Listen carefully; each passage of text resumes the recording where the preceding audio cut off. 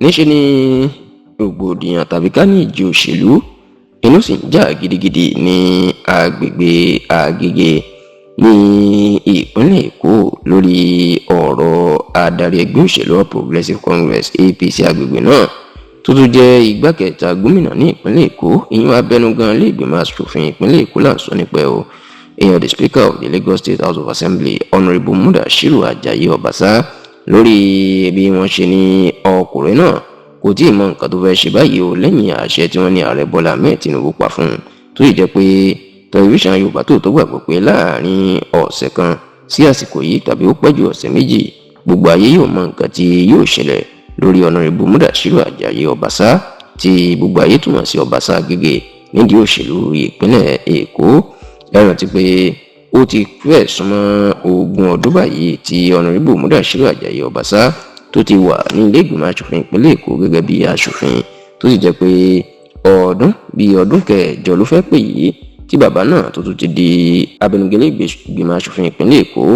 ṣùgbọ́n ní báyìí ní ọdún tí ó ń bọ̀ ní Obasa inú fẹ́ díje du ipò gómìnà ìpínlẹ̀ Èkó kó tó di pé bàbá àti aṣíwájú ẹ̀ndí òṣèlú ààrẹ Bọ́lá Ahmed Tinubu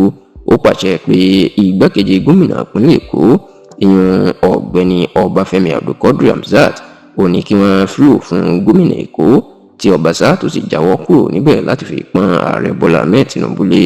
ṣáà ǹjẹ́ kí ló wá kàn fún Obasa lẹ́yìn eléyìí tí wọ́n ti ní kó juwọ́ sílẹ̀ fún ipò gómìnà Èkó. níṣẹ́ ni wọ́n ló wu Obasa láti lọ ṣojú agbègbè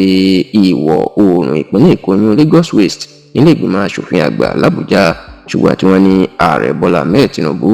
ó yarí fún Obasa pé òun ò fẹ́ gba tíkẹ́ẹ̀tì lọ́wọ́ ẹni tó wà nípò sẹ́nitọ̀ agbègbè náà lásìkò yìí èèyàn igbákejì gómìnà ìpínlẹ̀ Èkó lásìkò ọ̀gbẹ́ni Akínwùmí Àǹbọ̀dé èèyàn arábìnrin Idayat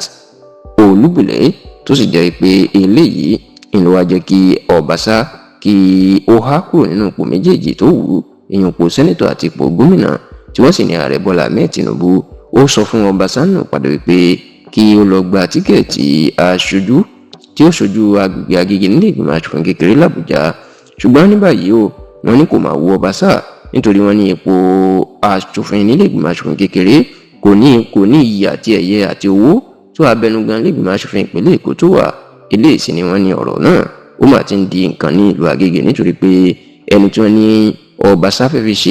fi rọ́pò ara ẹ̀ ní Èkó tẹ́lẹ̀ nínú èròǹgbà pé òun lọ sí ilé ìgbìmọ̀ asòfin àgbà ẹ̀yìn Rẹ̀mí Òsénì ó ti lọ fi yàn sípò kan ní ilé ìgbìmọ̀ asòfin ìpínlẹ̀ Èkó báyìí èyí tí ò ní jẹ́ kó lè díje tí wọ́n sì ní ó fẹ́ padà sí ilé ìgbìmọ̀ asòfin láti tún ṣe abẹnugan fún sáà kẹta. ṣùgbọ́n tọ́lọ́rọ̀ yìí ti fẹ́ máa di wàhálà báyìí o tí wọ́n sì ní